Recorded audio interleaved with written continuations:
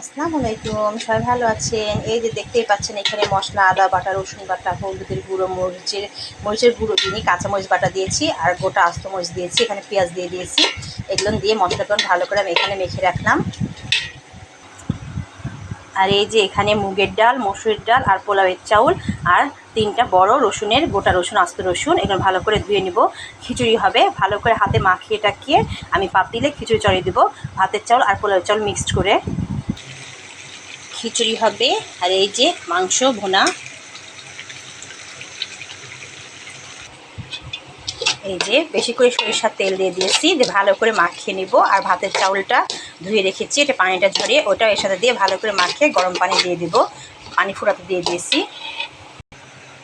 এই যে ফুটানো পানি দিয়ে ভাতের চাউল দিয়ে আগে মাখিয়ে নিয়ে ফুটানো পানি দিয়ে দিলাম। এখন ঢাকনা দিয়ে এটা হতে দেব। এই যে খিচুড়িটা আমার হয়ে এসেছে। আমি খিচুড়িতে একটু স্বাদের জন্য দিয়ে দিলাম চিনি, আর সাথে আমার মাংসের ভিতরে দিয়ে দিলাম, তাহলে এটার টেস্টটা খুব ভালো হয়। এই যে আমি খিচুড়িতে এবার হয়ে গেছে, চুলা বন্ধ করে দিয়েছি। এবার আমি 2 চামচ ঘি দিলাম, দিয়ে ঢাকনা দিয়ে ঢেকে রেখে দিব। আমার মাংস হয়ে গেছে। সবাই ভালো থাকবেন, আর আমার অবশ্যই লাইক শেয়ার কমেন্ট করতে ভুলবেন না। আল্লাহ হাফেজ।